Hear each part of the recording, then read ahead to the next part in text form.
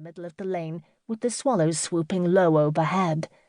The castle, croft, lessons and dinner, even father, had all been forgotten in the moment. The early summer evening had slipped away from them while they were engrossed in their sport. Edward paused to wait for his brother to catch up. He had walked at a swifter pace. His limbs were lean but powerful.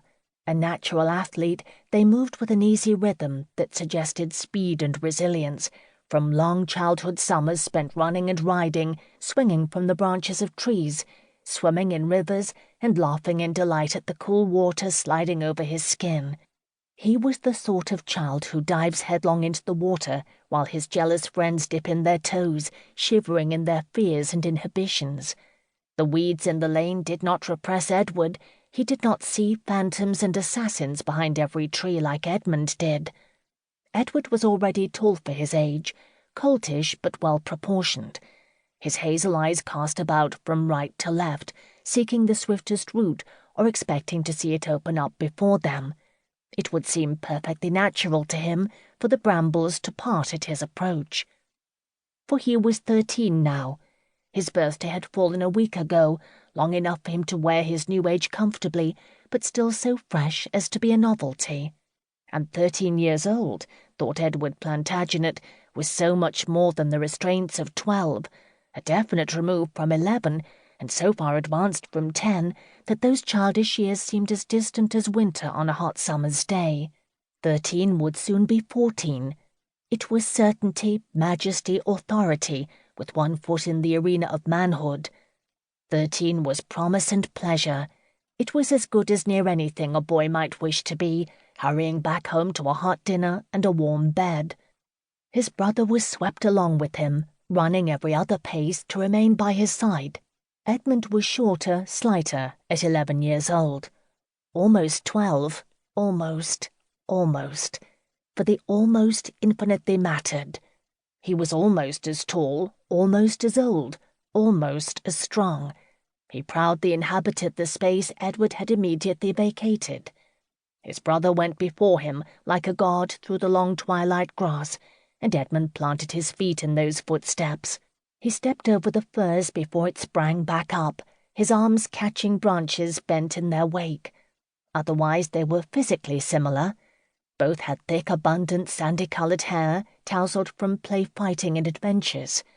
Their faces were open, honest, with warm, sensitive eyes, quick to betray their emotions. Their mouths were wide and generous, the lips full and finely modelled, but they were still the faces of children. Something had yet to resolve in them before they took on the cast of men, and Edmund was perhaps a more ethereal character, his eyes given to contemplation, his expression suggestive of a thinker. While Edward battled his way through the physical world, Edmund was dreaming of knights and romances, jousting and chivalry, of the efforts of the tiny beetle to ascend the huge stalk, or the trials of birds weaving twigs to build their nests. Yet suddenly he was aware of the moment, bringing him back into the present.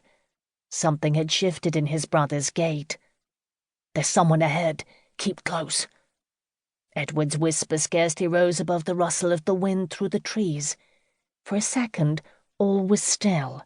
The scene stretched out before them, with the irregular green and brown fields, the overgrown track, and ahead the stone bridge crossing the River Teme. Above, a sliver of cold moon had risen behind the castle battlements. A faint breeze blew the night into their faces, touched with the acrid tang of smoke rising from the town. They could almost hear the earth breathe. Then came the sound of crashing, close, loud, violent, as a large creature burst through the undergrowth. Out of the darkness came violent hands, feet, claws, the rapid movement of limbs, and a futile struggle. Edward was grabbed roughly on both sides and fell to his knees, arms pinned behind him amid shouts of triumph. The grass suddenly rose before his eyes, followed by a pair of dirty boots. He felt pain impact against his shoulder, and his body folded in self-protection.